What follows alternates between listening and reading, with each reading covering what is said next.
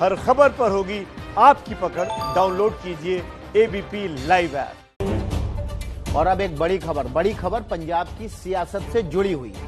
पंजाब की सियासत में हड़कंप मचा हुआ है। जिस खबर को एबीपी न्यूज ने 2 साल पहले आपके सामने रखा था, उस खबर पर अब ईडी की मुहर लग गई है। बात पंजाब के मुख्यमंत्री कैप्टन अमरिंदर सिंह के बेटे रणिंदर सिंह के स्विस बैंक अकाउंट की है, जिसमें करोड़ों रुपए जमा कराए गए, लेकिन किसने और क्यों, इसका कोई पता नहीं है। कल पूरे मामले में ईडी रणिंदर से पूछताछ करेगी। पहले देखिए पूरा मामला क्या है।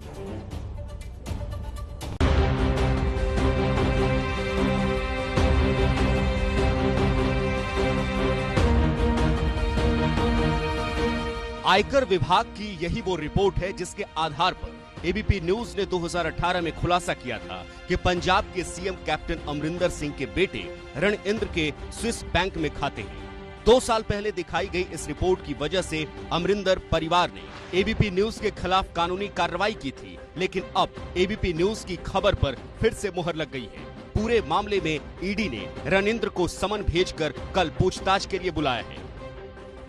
ईडी से पहले आयकर विभाग ने काले धन के इस मामले की जांच की थी। रिपोर्ट में खुलासा हुआ था कि काले धन का पूरा खेल साल 2005 में शुरू हुआ। तब अमरिंदर सिंह पंजाब के सीएम थे। अमरिंदर जब 2007 में सत्ता से हटे, तब रणइंद्र की 3 विदेशी कंपनियों के खाते में 31 करोड़ रुपए थे। और आज रुपए के मुकाबले डॉलर की जो कीमत है, उसके हिसाब से ये रकम बढ़कर 41 करोड़ हो चुकी है। ईडी अब ये जानना चाहता है कि इतना पैसा रणइंद्र के खाते में कहां से आया। हमने भी जब ये सवाल कैप्टन अमरिंदर सिंह से पूछा तो सुनिए उन्होंने क्या जवाब दिया। मेरा भी ईडी के नोटिस आ रहे हैं थोड़े परिवारक मेंबरों को। कोई बात नहीं, पहली बार आए थे। अमरिंदर भले कुछ नहीं बोल रहे हों, लेकिन हम इस मामले में कमाई का ये नेटवर्क समझाते हैं। जुलाई 2005 में स्विट्जरलैंड के HSBC बैंक में रणइंद्र का खाता खुला। लंदन और दुबई में निवेश के लिए जकरांदा ट्रस्ट बना। फिर ट्रस्ट ने ब्रिटिश वर्जिन आइलैंड में 4 कंपनियों का अधिग्रहण किया। ये कंपनियां थीं Mulwala holding limited, Allworth venture, Chillingham holding limited और Limer Lock International Limited. Raninder Singh, उनकी संतान कैप्टन अमरिंदर सिंह और कैप्टन अमरिंदर सिंह की पत्नी पूर्व विदेश राज्य मंत्री परनीत कौर को इस ट्रस्ट में लाभपात्री बनाया गया।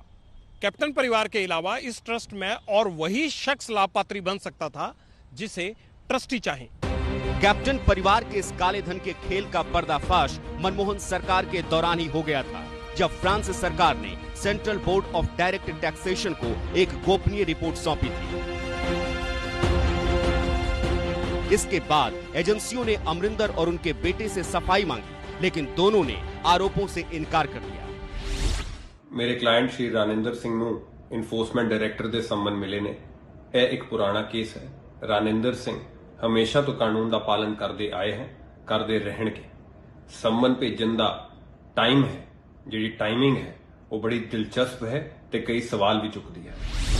आयकर विभाग की ही रिपोर्ट के मुताबिक काले धन को छिपाने के लिए अमरिंदर परिवार ने एक और चाल चली। रिपोर्ट के मुताबिक 27 जून 2013 को रणइंद्र ने जकरांदा ट्रस्ट का सारा पैसा और प्रॉपर्टी न्यूजीलैंड के द फैंगी पानी ट्रस्ट को ट्रांसफर कर दिया। द फैंगी पानी ट्रस्ट रणइंद्र की साली दीप्ति ढिंगरा का है, जिनके पास ब्रिटिश नागरिकता है। यह ट्रस्ट साल 2012 में बना था। मतलब ये कि पैसे कहीं जब्त न हो जाएं, इसलिए समय रहते ही उसे सुरक्षित कर दिया गया। स्विस अकाउंट में नाम, पता, जन्मस्थान, पिता का नाम, माता का नाम, ससुर का नाम, साली का नाम और दस्तखत सब कुछ रणइंद्र का था।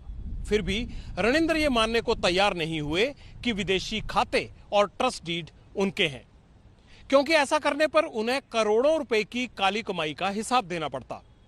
उनके पिता के लिए राजनीतिक संकट खड़ा होता।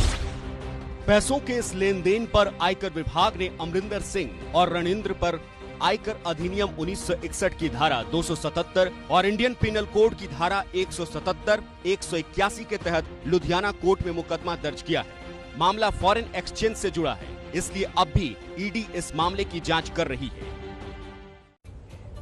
तो अब तफसील से हमने आपको समझाया कैसे एबीपी न्यूज की खबर पर एक बार फिर से मोहर लग गई। सीधे लिए चलते हैं आपको जगविंदर पटियाल के पास, हमारे वरिष्ठ सहयोगी जो लगातार 2 साल से न सिर्फ इस खबर को ट्रैक कर रहे हैं, बल्कि जगविंदर 2 साल पहले जब हमने ये सवाल उठाया था तो पल्ला झाड़ते हुए सियासतदानों ने कहा था कि ये तो राजनीतिक साजिश हो रही है हमारे खिलाफ, लेकिन हो गया ना दूध का दूध पानी का पानी।